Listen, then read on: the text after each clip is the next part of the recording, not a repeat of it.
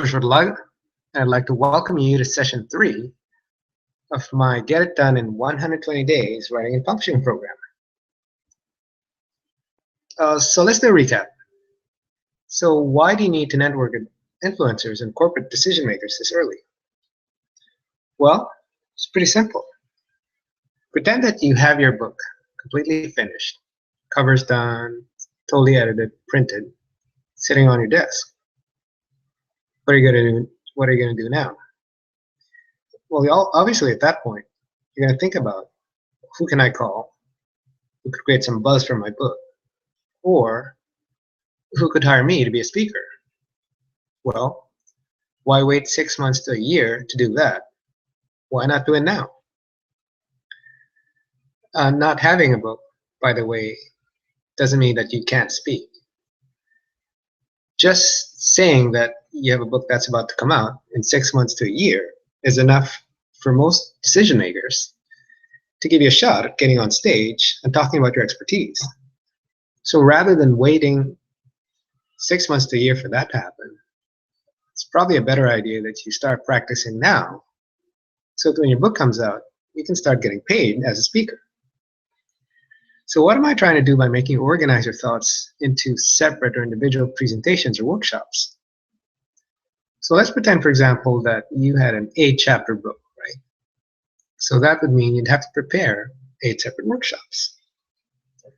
So if you had 8 separate workshops, you could either be asked to deliver all of those in one whole day, so 8 chapters equals 8 hours, or what's more common is that you may ask to speak for about an hour. So in that case, you can pick and choose from any of your 8 chapters and make that into a workshop. So rather than wait for you to be called to deliver a day-long workshop or an hour-long workshop, what I'd like you to do is really think very thoughtfully and clearly about each and every chapter. You see, when you start planning to deliver a workshop based on any given chapter of your book, you're going to be really thinking at a much deeper level about what ideas are you going to deliver. And most workshops, especially that are an hour, can have a minimum of 3 to up to 5 separate ideas. Normally I recommend 3, but in this case, since you're mapping out for writing a book, you can go as much as 3 to 5 or even more if you like. Main topics under each separate chapter. So when you think seriously about, what am I going to talk about, the more you'll find yourself really thinking about, okay, what am I going to say? Keep in mind that the average speaking speed of each person is about 120 words per minute. So if you spoke for 60 minutes or an hour, that would come up to 7,200 words. And if you were to speak for a whole day, 8 hours, you'd come up with exactly 57,600 words. So if you were to cut this down to between 10 to 30% of the content, you would easily get 40 to 51,000 words out of speaking or verbalizing your whole book. So 40 to 50,000 words is enough to write a decent-sized book. So speaking leads to thinking, and that thinking leads you to planning. And that's what I'd like you to do this early, is to plan or map out what you're about to say, even though you may never get on the stage to speak. But I do encourage you though. But in any case, if you do eventually get on the stage to speak, you will be forced to plan out what you have to say. And that planning, I'd like you to do that right now. The reason for that is, if you plan exactly what you're about to say and really think about those main ideas under each chapter, well, guess what? The more or the less prone you'll be to experiencing writer's block. So a lot of people who get excited about the writing process and have no outline or framework, they just go to this massive brain dump for a couple of hours, and then come day 2 or 3, they don't know how to write. And the reason for that is they don't plan what they're going to write. They don't create a framework or an outline. They just free associate, write whatever comes to their head, and then comes out this mass jumbled data information, and then it makes no sense. I'd like you to avoid doing that. I'd like you to really kind of think about from start to end how your book is going to flow from the very beginning. That's why I'm encouraging you to adopt this format of creating workshops based solely around your book. So treat each chapter like a separate 1-hour workshop and your whole book as a day-long workshop, whether that's 8, 9, or 10 hours, depending on how many chapters you have. Each chapter is an hour. Does that make sense? Okay, so let's see what your book is like if it's a shoebox versus if it's a filing cabinet. So for those of you who may have had the experience of doing your own taxes, you may be able to relate to this a little better. So when you have your receipts in a shoebox, you give it to your accountant, it's much more work for them to have to sort through, organize, and then finally work on, right? Bottom line is they have to charge you more because you give them a mess. A book is the same thing. The more that messy your book is when you hand it over to an editor, the more they'll charge you. So what I'd like you to do, and that's why I'm asking you to create this kind of workshop format for each and every chapter, is that you're essentially creating a filing cabinet. So the filing cabinet, you have all your topics neatly categorized, kind of arranged, and then presented in a way that flows from beginning to end. So if you kind of plan your book pretty much like a story, right? There's a beginning, there's a middle, there's a climax, right? Or an ending. Then the more that, or rather the less work your editor has to do, and more importantly, the easier it will be for you to write along the way. And that's what you want to do, is to create as easy a journey as you can so that you get to the end of your first draft. Because if you get to the end of the first draft, you're pretty much 60–70% done. And the rest is just kind of minor polishing or tweaking.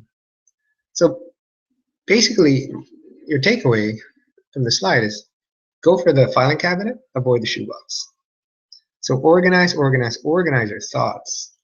Map out the exact number of chapters that you want to write, and under each chapter, map out your thoughts. Even if they're just bullet points, in a way that when you read it yourself, your table of contents flows from beginning to end, and that's when you'll know that you have a good book, because it's so clear that people can follow what you're saying.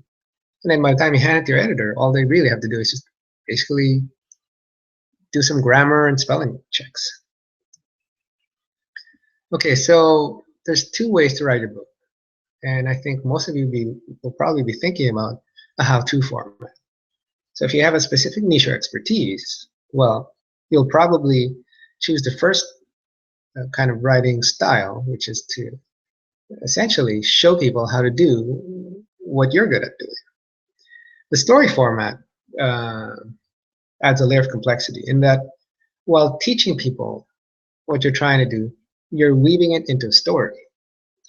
Now, I've tried this myself, and I can tell you that it adds a layer of difficulty, because you have to create a storyline, plot, you have to create characters, and then you have to, somewhere along the way, make the story interesting that you suddenly have a kind of a climactic ending. So it's a layer of headache that you're adding on top of your own expertise. And so I'd say 99.5% people just choose format 1, which is how to. You just tell people, well, this is what I know, this is what how to do it, and these are examples or stories of people who have done it. So this is why you can do it. When you use a story format, then you kind of have to cloak or mask all that within a story, and then kind of obliquely teach people lessons, hoping that they'll pick it up, right? But whatever you choose, these are 2 most common. So let's think about sequel or spin-off opportunities. So how big is your book? Will it reach 20 or 30 chapters? If you have a lot of ideas that are tangentially related to your main or original idea, I recommend you think in terms of spinning off your book into not just 2 or 3, but maybe even 4 or 5 or more. So if you were to write, for example, if you wrote a book about quality or leadership, what 2 other topics would you write about related to quality, right? Or leadership? For example, let's take the topic of leadership. Some people who write about leadership will then write about management, or maybe they might write about employee satisfaction or customer satisfaction. You know, your topic could go off in so many other different directions that really there's no need for you to limit yourself to one book. If you want to be a subject matter expert, you can think about writing several books. And for some people, for example, they can just harp on one theme. For example, let's take the quality example. Some people, for example, write as their first book quality in the office, or quality in management. And in their second book, they might write about quality in employee attitudes. The third book, they might write about quality in terms of the customer viewpoint. So their main topic is always the same. It's just that they might focus on a different segment of the market. Just like you might write about, for example, relationship building or networking. So relationship building, you can talk about your first book on the client side. On the relationship building number 2 book could be on the company side. And relationship building number 3 could be on the personal side, right? Or you can have relationship building. First book is professional. Relationship building book number 2 is personal. So you can have 2 books. Again, the possibilities are endless. What I'd like you to think about is, well, how can you continue to extend your influence, your reach? The more books that you have, the more avenues that you're giving people to kind of buy into your philosophy. So one book is great, but there's certainly no need to limit yourself to one book. So think about sequels. So while you're doing a table of contents or mapping out how many chapters you're going to have, think about what 2 or 3 other books you could write in addition to your first book. So think about spin-off opportunities. I mean, you're already planning your book now. Instead of planning for just one book, might as well plan for 2 or 3 or more. I mean, it makes total sense. And then after a year or 2, you can then sit down and just repeat this process. And then simply actualize that concept that you had for your second book, and so on and so forth. Okay, so how do you get that book that's locked into your head onto paper, or in this case, onto your laptop? So I'd like you to think about is that if and when, for example, you're considering being on stage, your manner of speaking should be exactly identical to the way your book is written. So in other words, your speaking voice should be the same as your writing voice. So when you write, I'd like you to think about simply like you're sharing a story or having a conversation with a good friend. So it has to be that natural. And I always like to tell people, write exactly the same way as you talk. So you could almost say that the book is almost like a script in that it's very accessible, it's very readable. The last thing that people want to read is a book that's very dry and that sounds too academic. You don't want to sound too highbrow or too technical or something just a little bit too hard to understand. People like Stephen Hawking, for example, who's a renowned scientist, have written books, I've heard, and I haven't written his book, but some people have read his History of Time, I think it was, book, said that it was very, very readable. It's very accessible. So if someone like that with a PhD in science can write a very accessible book, then you can certainly write a book that also can be appreciated by a 10-year-old. Maybe that's a good way to think about this. Write a book that you think a 10-year-old or a 12-year-old will be able to read and not have too much difficulty. I mean, you can introduce a few kind of technical terms, but without your book being dry. So the best kind of format I find that really works is, this is what my experience and knowledge is, or this is what I heard or saw somebody say or do, and this is what I learned. This is my knowledge and experience, and this is what I got out of it. This is my insight. So learning followed by your aha moment is always kind of a good way to present your ideas. So again, let's go back to the workshop format. So when you make your table of contents, and this is the first key piece that you may want to really be serious about, is the table of contents. I mean, spend a whole day if you need to, just creating that table of contents. And pretend that you're planning to deliver a day-long workshop. So really think about each chapter. Think about how many sections you want to put in there. Most books will have 3 to 5 sections. You may have up to 10 sections per chapter if you want. It's really up to you. And then, again, develop a workshop for each main idea or main chapter, right? So in this case, I've actually gone down even deeper and developed each idea as a workshop in itself.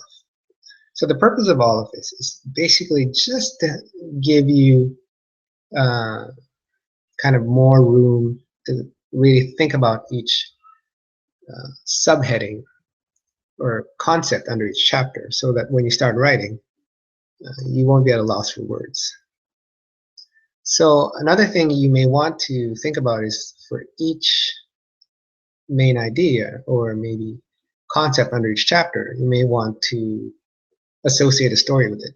So for example, if each of your chapters has, let's just say, 5 main ideas, so think about at least 5 stories. So 1 story per sub idea, right? So if you have 5 concepts under each chapter, and then you have 8 chapters, so 5 times 8, you've got 40 stories at least. I think I mentioned before that typically any book will find anywhere from 50 to 100 stories. So if you can include 1 story per section, again, you can make 3 to 5 or more sections under each chapter, then the more readable, the more interesting, the more entertaining your book is. Because you'll find that if you read other books that all they talk about is an idea and they don't supply a supporting story to kind of support the point that they're making, you'll find that hard to read. People like to read real-life applications or examples of what you're talking about, and that's how a book becomes entertaining. Okay, so to make your editor's job easier in cleaning it up, think of your book as kind of like a film script, where there's a beginning, middle, and an end, and then the whole guide for you as a writer, or even for your readers, is your outline.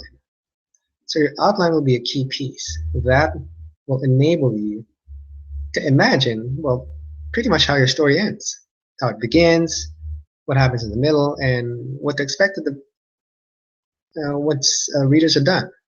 So if you can map all of that, get it out of your head, put it onto your piece of paper or a Word document, plan your book, really think about each piece, the easier it will be for you to write and for your readers to go through.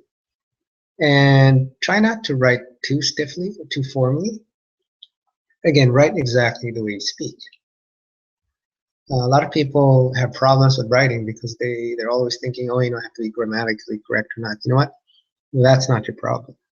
Grammar is a problem of your editor. I mean, please try and write in complete sentences. You can't have a book that's just in bullet point form. Obviously, you have to put paragraphs and paragraphs together, but try not to focus on sounding correct or proper. Just sound like you would as if you were speaking. And then let your editor do the cleanup. Your job is not to clean up your own work as you write it. That's your editor's job. Okay, so you might think, wow, this is pretty difficult. I didn't know that I had to think that much. All I thought was, I need to write. The thing is, this writing before thinking approach, this firing before aiming, is the cause why 99% of people who attempt to write without a proper table of contents, without a properly mapped out table of contents, that's why they fail. So why most people never finish their book, or why people don't go beyond 5 or 10 pages. That's because they don't plan the table of contents very carefully. So the logic of what I'm trying to make you do is to do more upfront and less of a cleanup. Less cleanup means less cost, and of course, the more thoroughly you're able to map out your ideas, the less problems you'll have filling in the gaps. Or in other words, the less problems you'll have looking at a blank screen for 30 minutes to an hour figuring out what you have to write. Because guess what? You already thought about it far in advance. Thinking about delivering each chapter in workshop format would have already necessitated you thinking about your whole book in advance. That's why I'm even suggesting that you take a day. Even if you need 2 days, take 2 days. Try and take it like on a weekend. And if you have to go someplace quiet, try and do that. And then map out your table of contents from start to finish. Plan how many chapters you want, and under each section or each chapter, plan how many sections that you want to write. So it usually pays off to have a consistent number of sections. So if you have 4 sections, make it 4 sections. If it's 5 or 6, make it 5 or 6. So it's okay to have one chapter have one or less sections than the other. The important thing is to have a fairly consistent number of sections for each chapter.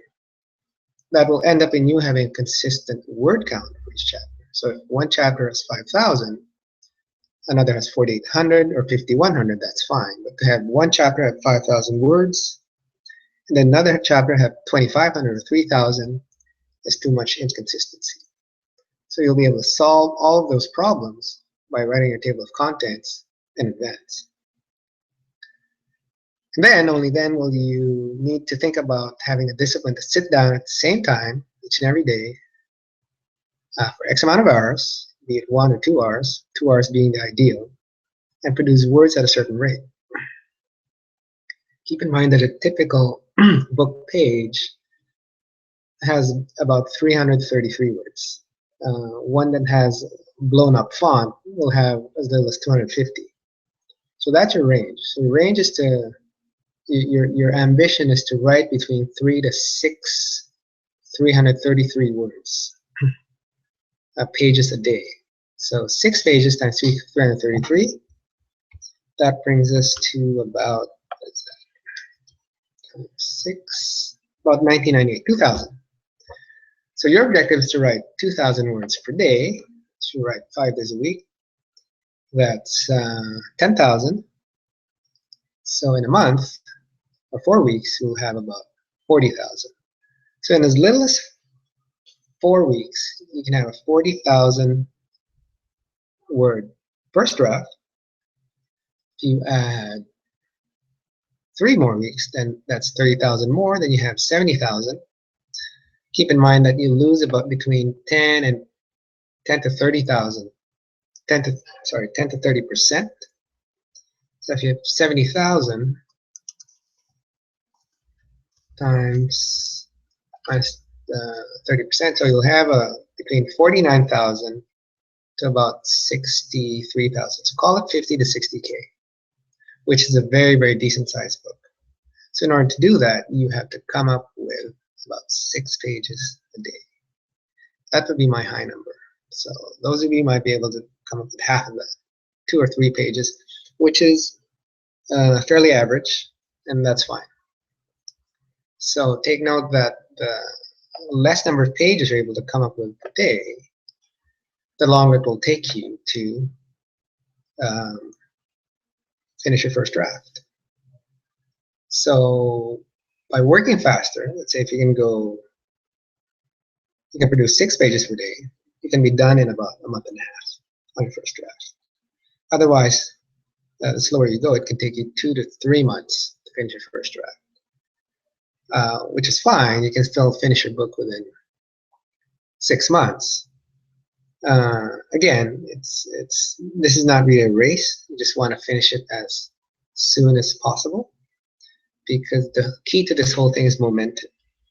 The the less time you devote to it, the less that you chances of you getting burned out. Because writing for 6 to 8 months in your first draft every single day, um, that just might tire you out, and you might end up stopping 70, 80% of the way. So try and do it in the shorter time as possible, the more that you can worry about the other parts of your book. Okay, now we'll talk about technique, how to actually create content, or to build or grow that main idea and make it and add words. So this is a favorite technique I like to use. So this is these are parts of a paragraph.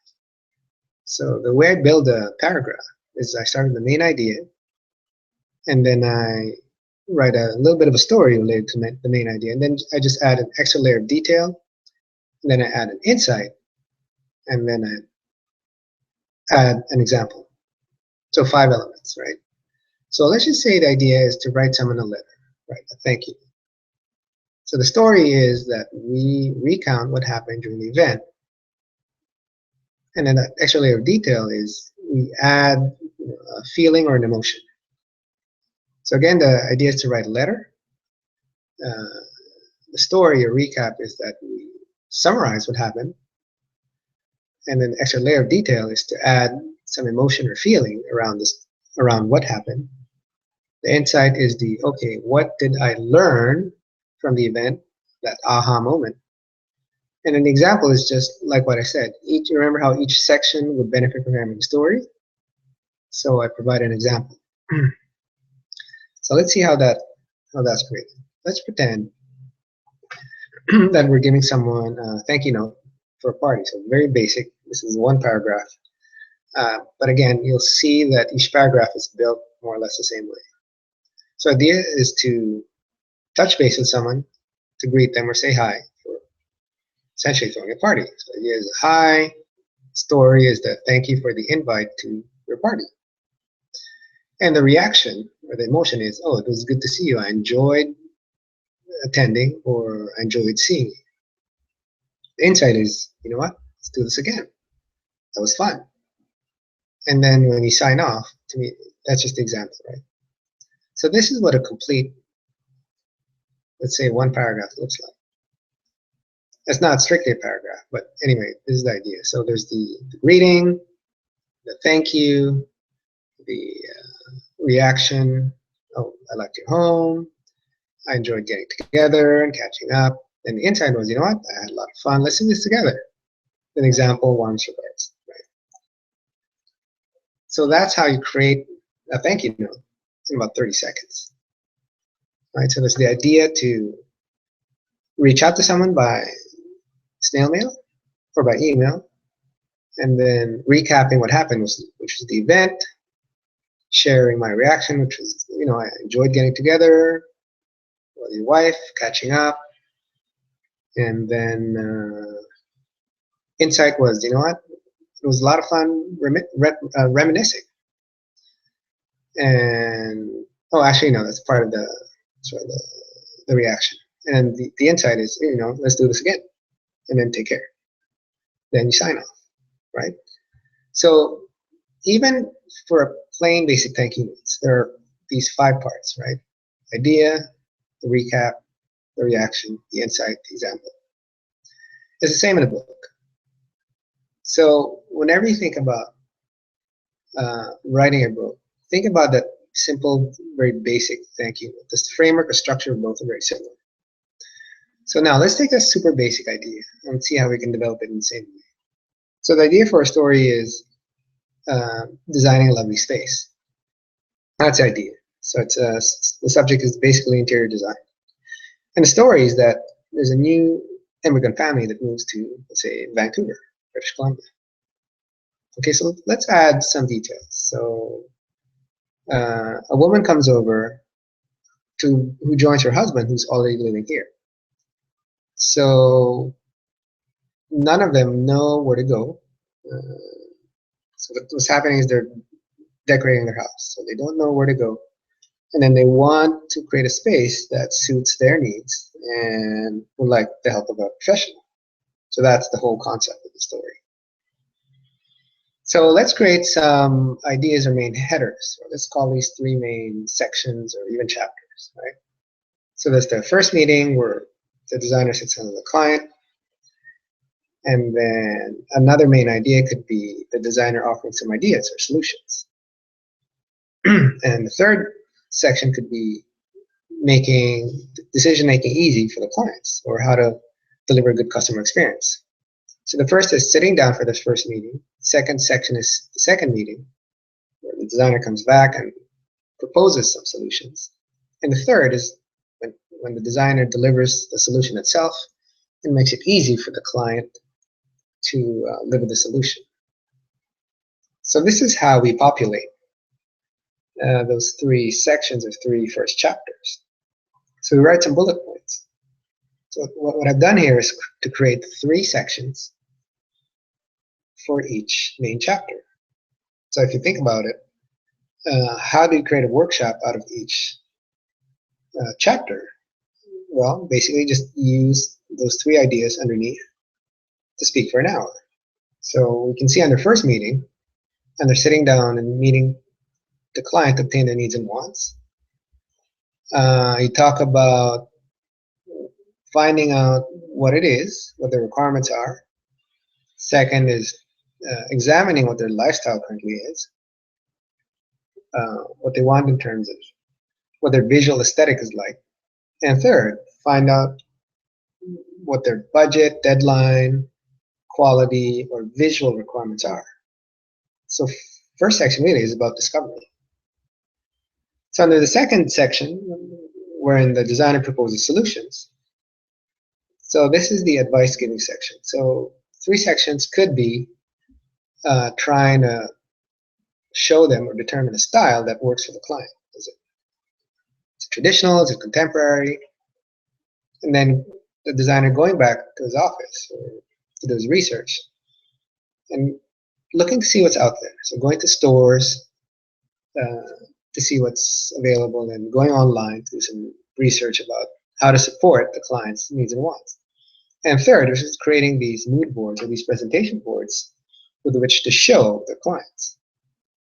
And last but not least, you end up with, well, how do you move forward? Basically, you want, if the interior designer has been signed on, him and the clients now have to come to some agreement about how to move forward. So again, 3 ideas, which is to meet with the client to see if they're on the same page and what items that they like or don't like, and then putting together a list of approved items, a list of specifications, and then third is helping clients get settled in once everything that's ordered is purchased and then delivered. So again, this is a very kind of basic 3-chapter or 3-section kind of description of a book about interior design. So how do we expand this? So let's imagine instead of just 3 main sections, I've decided to put 9 chapters. Okay, so you'll see that I've subdivided it into 9 separate chapters. So from the 3 that were originally proposed, this expands to 9. So under the first meeting, these are the 3 main headings: meet to obtain clients' basic requirements. And I've added this second section where we decide whether to do the project or not, and basically it's a good fit. If it's a good fit, then the third, let's talk about closing the deal and signing a contract or agreement, right? That all falls under section A.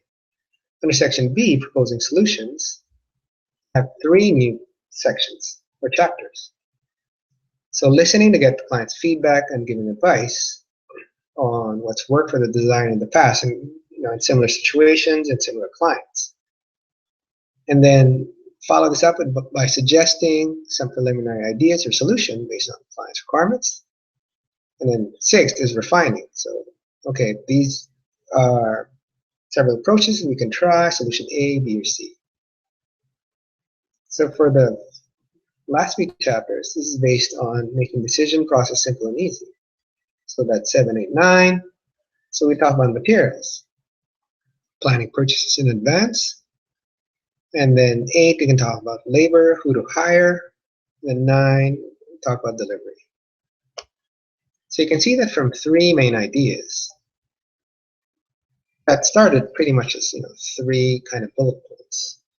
We expanded that and added 3 separate bullet points under each chapter. And from these 3 main sections, beginning, middle, end, we expanded that to 9 chapters. We basically broke it down even further, right?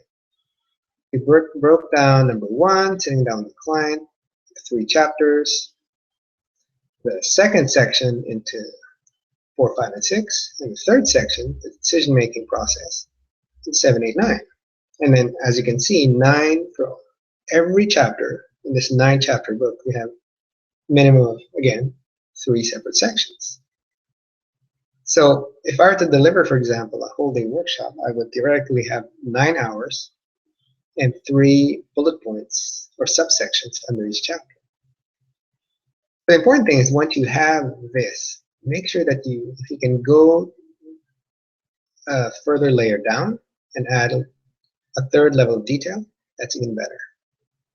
Because what this table of contents does is it helps you think and it helps you to plan what you're about to write for the day.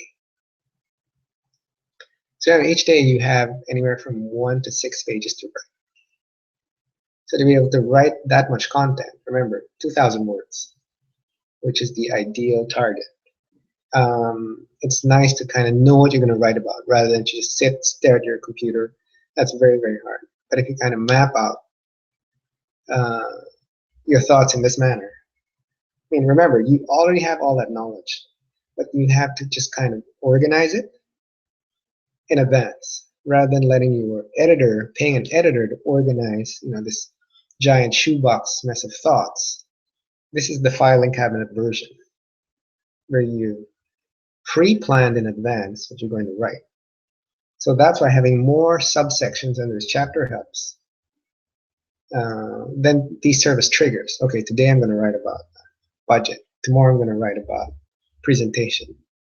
On Wednesday, for example, I'm going to write about delivery or organizing labor. So these are nothing more than just triggers to help you kind of determine what your task is for the day is to write about this subject. I mean, you already know it. You just have to have those triggers, because without those triggers, it's very, very hard to write. So let's talk about spinning your books into several more books. So remember how we talked about interior design and helping this new immigrant family get settled in? Well, let's talk about different aspects of design. So if we, for example, talk about interior design from a selling or sales perspective, so here are, for example, 7 things you could talk about it. 1 is soft skills, how to win clients' rapport and confidence. Number 2 is 2 ears, 1 mouth. Obviously, this is about listening and asking questions. 3rd is summarizing what you heard. 4th is avoiding client from hell. How many of you have had or not had that? Basically, which means saying yes to clients that you want to work with and no to clients that are not a good fit. 5 is getting repeat business. 6 is getting the client's commitment by having them sign an agreement and paying a deposit. And 7th is managing expectations, right? How do you deliver your service in such a way that they come back and refer you to other clients? Okay, so book 2 could be about performance, how to do a good job and exceed expectations. Book 3 could be about good customer service, right? So I've written an interior design book and already pre-planned 2 sequels. So the first book I've said, okay, I'll just focus on the sales aspect. Book 2 would be on the performance aspect. Book 3 would be about the customer service aspect. So as you can see, I have 7 chapters under each book. And basically these books are just spin-offs from these 9 chapters, which began from 3 basically main ideas, right? So in interior design, I mean, there's the getting the client to sign on the dotted line, that's sales. It's serving them, that's the performance aspect. And then it's making them happy and getting them to refer clients. To me, that's a customer service aspect. So this is a way of talking about design in 3 different ways: client acquisition, performance, and customer service. So it's all about design, but it's different aspects. So that's how you spin off one topic and establish your expertise much deeper. Because rather than having 1 book, now you have 3. So what's your takeaway? Well, more upfront planning, less effort. So now you've probably seen with the amount of time I keep on harping about it, that the more organized your TOC or your table of contents, which section, the less you have to think. And this is the key. When you write, I don't want you to think. I want you to just write. And the way to be able to just write is to be able to kind of, think of it as like looking at a Google map or even an old paper map. Once you know where to go, you only have to glance momentarily or maybe once or twice to your map, because more or less you already know in your head where to walk. So the writing is the walking. The table of contents is the map. So if your map, the more detailed, the more side streets, alleys, landmarks that you put on your map, the easier for you to not get stuck, right? So think about writing a book as simply writing down or recording on Word your experiences and ideas. They're already in your head. You're not inventing characters, not inventing plot. You're not dreaming up new worlds. You're basically just reaching into your head, taking out those experiences you've had, and then laying them down on paper, right? Again, the faster you can get to 6 pages or 2,000 words a day, the less number of weeks you'll need to finish writing your book.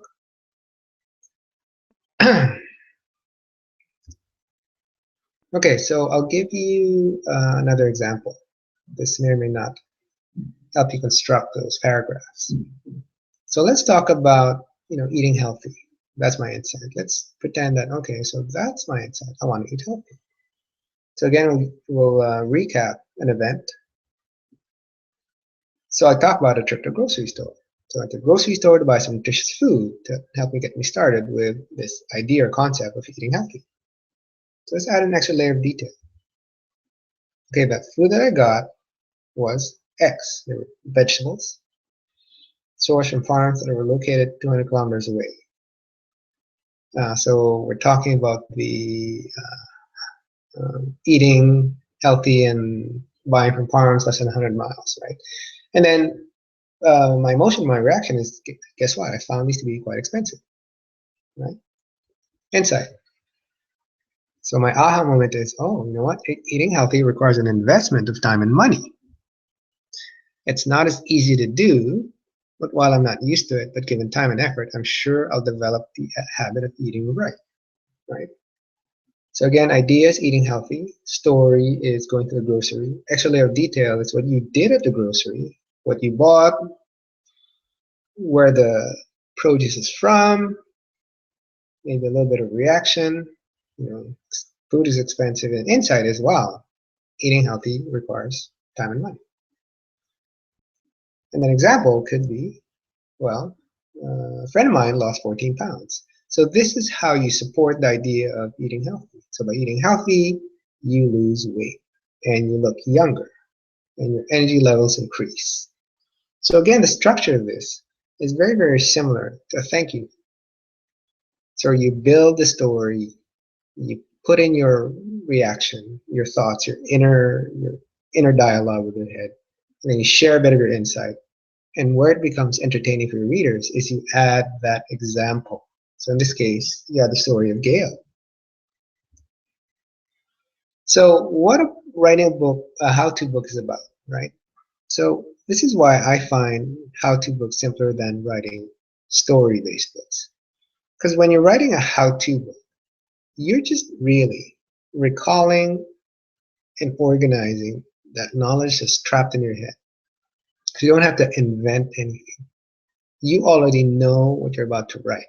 You just have to kind of lay out all the words in something readable, something entertaining, something enlightening. Right? So that's why the first draft to me is just about collecting and gathering. And instead of paying your an editor a lot of big bucks to organize it, I want you to organize those words, that data, that knowledge and experience in your head. And the way to organize it is by creating a very thoroughly considered and mapped out table of contents. Right? Again, this is your map that has a lot of street names, that records all the alleys, that notes down all the landmarks, so that once you take one glance at your map for the day, you go, okay, yeah, this is pretty straightforward. I know what to write about today. So even though I only pointed out 5 subsections under each chapter, you're free to break that down into greater detail and even add even further notes or subsections. That way your map is very, very thorough. Okay, so ongoing assignment, which is where will you meet your next 49 joint venture partners? So right now we're in session 3. So actually this should be 47 because 3 weeks have passed. Where are you going to meet those people who have names lists of 1,000 or more names? Right? Are you going to each week to meetups? Are you going to casual events or parties? Do you go to business or social networking events?